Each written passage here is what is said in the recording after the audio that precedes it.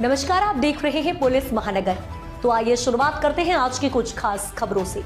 महाराष्ट्र में स्थानीय निकाय चुनाव के लिए विपक्षी गठबंधन महाविकास आघाड़ी का टूटना लगभग तय माना जा रहा है। इस बीच यह सवाल भी उठ रहा है कि सत्ताधारी गठबंधन महायुति में भी टूट के आसार हैं। इसके आसार इस आधार पर लगाए जा रहे हैं कि बीजेपी इस बार अपनी ताकत पर लोकल चुनाव लड़ना चाहती है। महाराष्ट्र में अगर ऐसा होता है तो सहयोगी दल क्या करेंगे, इसकी चर्चा हो रही है।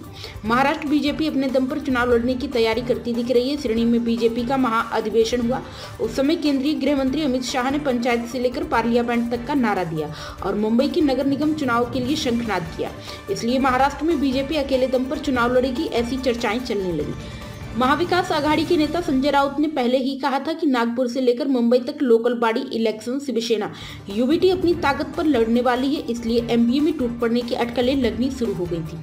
वहीं शरद पवार ने कहा था कि कुछ समय में महाविकास आघाड़ी के नेताओं से बातचीत होगी। गौरतलब है कि महाराष्ट्र में इस साल 19 नगर निगम के चुनाव होने वाले हैं। इनमें मुंबई, ठाणे, नवी मुंबई, पुणे, नासिक, पिंपरी चिंचवड, सोलापुर जैसी बड़ी बड़ी महापालिकाएं शामिल हैं। इसमें सबसे बड़े महत्वपूर्ण मुंबई महानगर पालिका चुनाव है, जिस पर सबकी नजर रहेगी।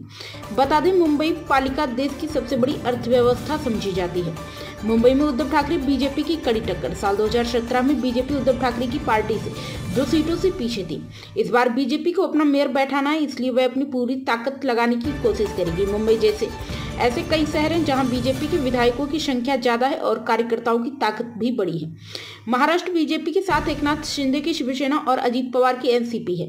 ठाणे जैसे शहरों में शिंदे और पश्चिम महाराष्ट्र और उत्तर महाराष्ट्र में अजीत पवार की पार्टी ताकतवर है। अगर बीजेपी अपनी ताकत पर चुनाव लड़ने की तैयारी करती है तो कई जगहों पर एकनाथ शिंदे, अजीत पवार को झटका लग सकता है। ऐसे में बीजेपी अपने बल पर लड़ेगी, यह खबर फैलाकर खुद की ताकत आजमाएगी। इसका अंतिम फैसला दिल्ली से होगा। अब तक की खबरों में बस इतना ही।